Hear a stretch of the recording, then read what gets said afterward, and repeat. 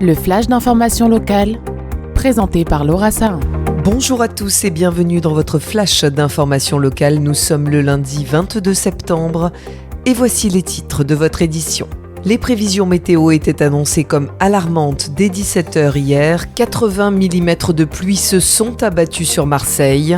10 vols ont dû être déroutés vers l'aéroport de Montpellier, Nice et Lyon. Par mesure de sécurité, la fête du vent a été écourtée sur les plages du Prado et le Classico OM-PSG a été reporté à ce soir 20h.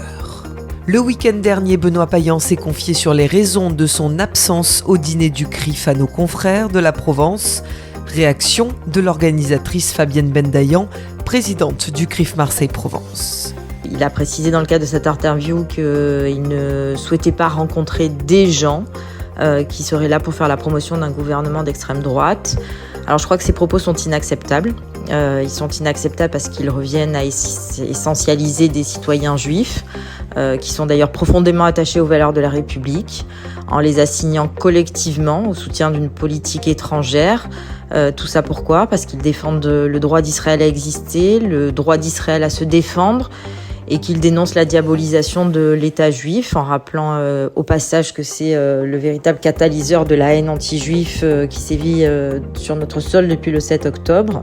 Cette recrudescence historique de l'antisémitisme, il me semble que la place d'un maire aurait dû être aux côtés d'une communauté juive qui est à la fois inquiète, fragilisée, trop souvent isolée d'ailleurs, et faire la démonstration que être maire de Marseille, c'est finalement être le maire de tous les Marseillais. Hier matin, le collectif Nous Vivrons organisé sous l'ombrière du Vieux-Port une nouvelle agora pour discuter avec les Marseillais de la situation plus que compliquée des Juifs de Marseille.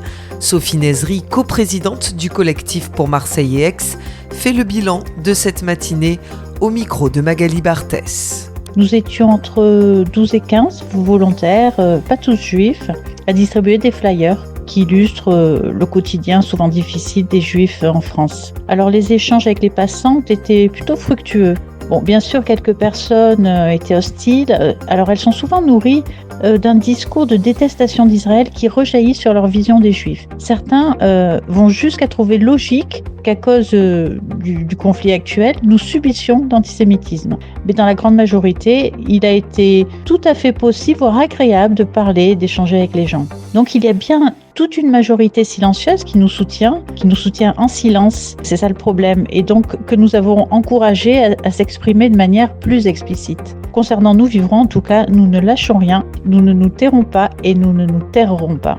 C'est aujourd'hui que le président de la République Emmanuel Macron a décidé de reconnaître l'État de Palestine à l'Assemblée générale de l'ONU à New York. Écoutez Fabienne Bendayan, la présidente du CRIF Marseille-Provence, qui réagit à cette initiative. Cette reconnaissance, je ne pense pas qu'elle puisse être considérée comme un geste de paix. Elle est prononcée sans condition, sans libération des otages, sans désarmement du Hamas, sans réforme démocratique.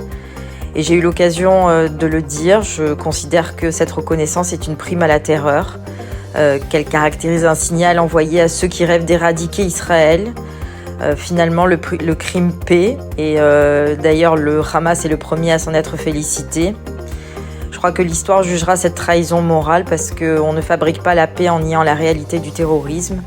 Et je ne pense pas non plus qu'on construise un avenir en accréditant l'idée qu'un pogrom peut servir de tremplin diplomatique.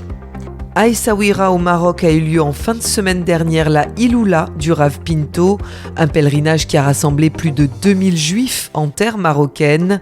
Maggie Lebeu-Moyal, petite fille du Rabbi Chaim Pinto, a notamment géré l'arrivée de 140 pèlerins de Montréal sur place. Écoutez-la.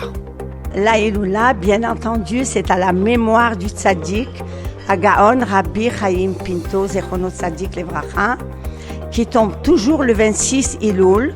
Donc, comme Rabbi Chaim Pinto avait promis que tous ceux qui disent son nom ou lui allument sa bougie 4 jours, donc qui est 4 jours avant Rosh Hashanah, il a promis que tous ses vœux sont exaucés. Donc, évidemment, Rabbi Chaim Pinto est un tzaddik qui a été connu, reconnu par les autorités, par les tzadikim, par les rabbanim, durant de nombreuses décennies, et on va dire même 3 siècles, parce qu'Rabbi Chaim Gadol, c'est presque 3 siècles. Donc, c'est par ces miracles, en fait, que toutes ces personnes, et aujourd'hui, ce sont les petits et arrière-petits-enfants qui se déplacent pour venir se ressourcer auprès du tzaddik. Et puis je vous propose d'écouter Ido, un Israélien installé en France qui a assisté à cette Ioula à Essaouira vendredi dernier. C'était assez émouvant, autant qu'israélien. Ça me fait penser à ma mère il y a quelques jours. Je lui ai dit que je vais partir au Maroc. Elle m'a dit cache bien le fait que tu es juif, que tu es israélien. Pars pas avec ton passeport israélien, parle pas hébreu, fais attention. Et là, on se trouve ici en plein centre du Médina avec 2 cubes de sucre qui vont porter bonheur, j'espère. Entouré d'amis et d'amour, donc c'était bien, c'était très émouvant.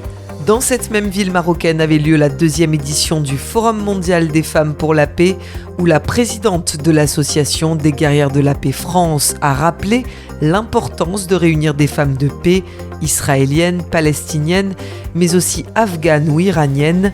Écoutez Anna Assouline. L'idée aujourd'hui, évidemment, c'est de lancer un signal fort de solidarité internationale des femmes, mais c'est aussi d'interpeller le monde.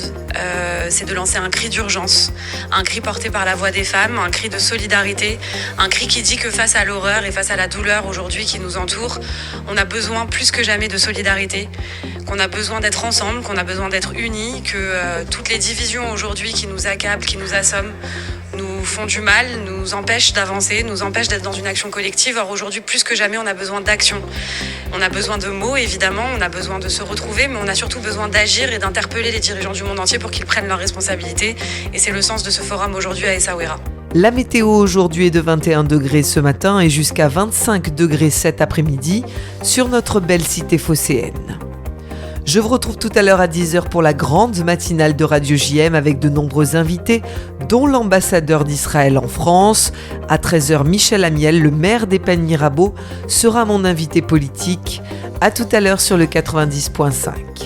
Comme tous les jours dans ce journal, et à défaut de citer leur nom, nous donnerons le nombre d'otages encore retenus par les terroristes du Hamas. Ils sont au nombre de 48. 20 otages seraient encore en vie. 28 sont déclarés ou présumés morts. À titre personnel et au nom de toute l'équipe de Radio JM, je vous souhaite Shana Tova Sameach, que cette nouvelle année soit douce et vous apporte toute la sérénité dont vous avez besoin malgré ce contexte de guerre au Proche-Orient qui, nous l'espérons, s'arrête très vite. Excellente journée à tous sur le 90.5 et surtout, prenez bien soin de vous.